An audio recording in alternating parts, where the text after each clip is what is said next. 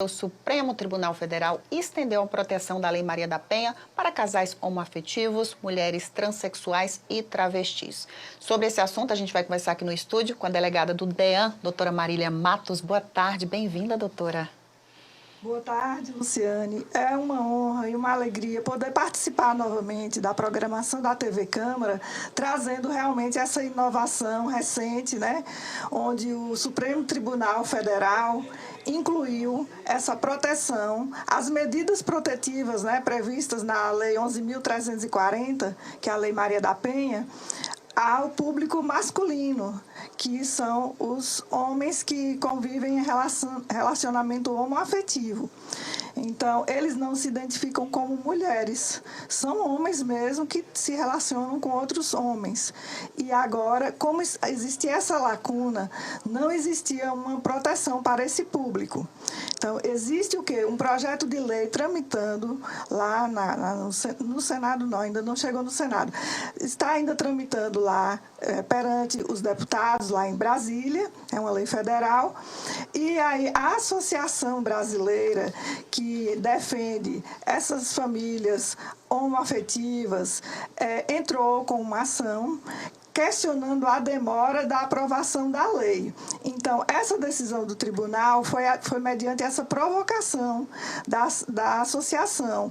E aí o STF entendeu que, diante da lacuna, esse público não ter uma proteção e também reconhecendo a eficiência e a eficácia das medidas protetivas, então estendeu, vamos dizer assim, temporariamente, até que uma lei específica para esse público seja aprovada. Então temos aí agora mais um público, né? Porque as mulheres que conviviam em relacionamento homoafetivo já estavam incluídas, né? E as mulheres trans, travestis, e agora incluiu também essa proteção aos homens. A gente sabe que as mulheres sofrem muita violência, infelizmente os números mostram isso. Eu queria que a senhora falasse um pouquinho em relação aos casais homoafetivos e as mulheres transexuais. Existe também muita violência? Sim, olha, nós percebemos que, por ser a nossa sociedade ainda olha com certo tabu, embora hoje em dia, né, é uma população que vem se expressando mais, tanto que a cada dia acrescenta, né, era LGBTQIA+, só que agora já incluiu o P e o N, que são os PANs, né? Então, são muitas diversificação que precisa ser respeitada. Então, nós precisamos, até na hora de falar do tema, a gente tem um cuidado para não ser politicamente incorreto, usar expressões inadequadas, mas o certo é que a Constituição nos dá a liberdade de escolha e muitas vezes a gente sabe que isso não é nem exatamente uma escolha, é algo que já nasce com a pessoa.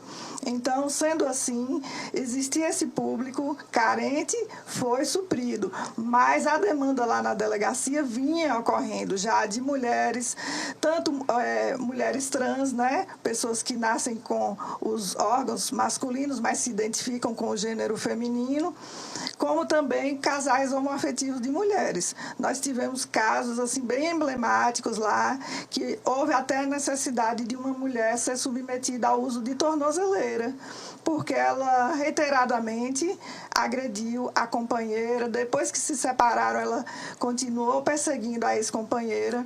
Então, chegou um momento que a justiça entendeu que ali cabia o uso de tornozeleira.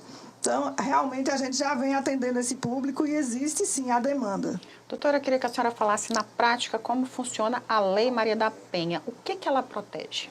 Ótimo. Olha, a Lei Maria da Penha ela é um marco, né, no combate à violência. É uma lei reconhecida mundialmente como muito detalhada, questões muito específicas. Então, por exemplo, a Lei Maria da Penha não admite mais que, mesmo que o crime apenas seja inferior a 2 anos, seja lavrado um TCO, que é um procedimentozinho simples. Então, toda vez que alguém infringe a lei e enquadra-se na Lei Maria da Penha, é obrigatório o inquérito policial.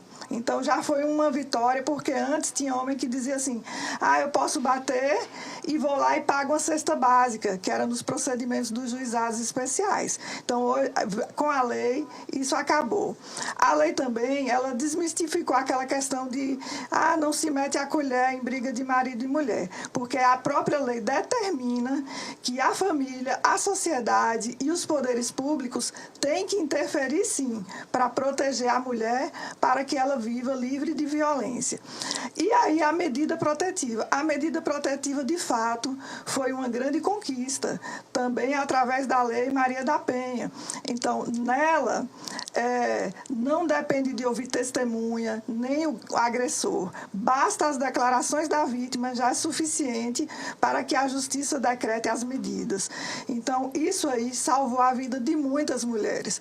Porque se hoje em dia nós ainda estamos nos deparando com feminicídios, mas seria muito pior se não houvesse, porque assim, alguns homens eles se refreiam apenas em saber que a mulher registrou a ocorrência. Outros só quando recebe do oficial de justiça a decisão do juiz mandando ele se afastar. E realmente tem uma pequena minoria que ainda insiste em descumprir essas medidas. Tanto que veio um novo crime. Dentro da Lei Maria da Penha, posteriormente foi acrescentado o artigo 24A, que é o que trata do crime de descumprimento. E esse crime, eu gosto sempre de frisar que se você tem uma medida protetiva, tanto a mulher, ela pediu, ela está dizendo que não quer aproximação, então ela também não deve ir. Só que se ela for, não é crime. Mas o agressor, sim. Se o agressor descumprir a ordem do juiz, que determinou que ele se mantenha afastado, ele está cometendo um crime, ele pode ser autuado, um novo inquérito policial, uma nova ação penal, ele vai responder, e se for pego em flagrante, não cabe fiança. Então, é um crime que ali mesmo, na lei, está dizendo não cabe fiança pela autoridade policial. Então, ele vai ter que ficar recolhido ao cárcere, aguardando uma nova decisão. Então, assim, já que chegou ao ponto de precisar uma medida, é bom que se cumpra, porque as consequências são graves para quem vem infringindo a lei e reiteradamente descumprindo a medida. Só para a gente finalizar, quem precisar de informações ou fazer uma denúncia, onde buscar, doutora?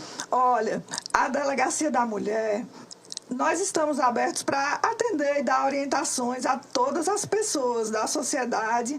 Tem um regulamento na Polícia Civil da Bahia que fala que a gente não pode dizer assim, não é aqui. Toda pessoa que nos procurar, nós temos que dar aquele atendimento.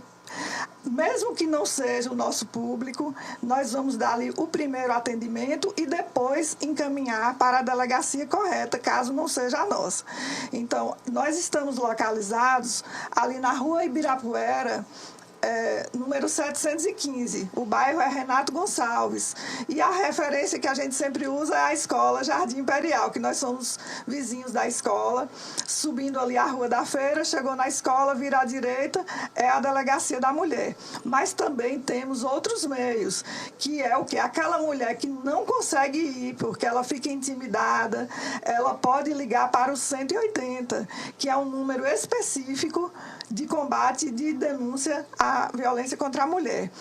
Para aquele momento que a violência está acontecendo, é o 190, porque quando você liga para o 190, não é para a delegacia, é uma central, é o SICOM, que é do governo do estado, e aí quem atende entra em contato com a guarnição que estiver mais próximo do local da agressão. São aí que ocorrem as prisões em flagrante, porque a pessoa liga para o 190 e o 190 direciona a guarnição, e aí ocorrem as prisões em flagrante. Então, são esses os canais. Tem a delegacia virtual. É claro, assim, que algumas pessoas encontram dificuldade e eu falo assim, olha, o ideal mesmo é ir até a DEAN, porque quem registra virtualmente depois tem que ir até a delegacia para pegar uma guia, para fazer uma perícia, para assinar o requerimento de medidas. Então, quem puder, vá presencialmente. Quem não puder, use esses outros meios que nós vamos até a vítima. Queria muito agradecer a sua participação. Muito obrigada, doutora. Eu que agradeço, estamos à disposição.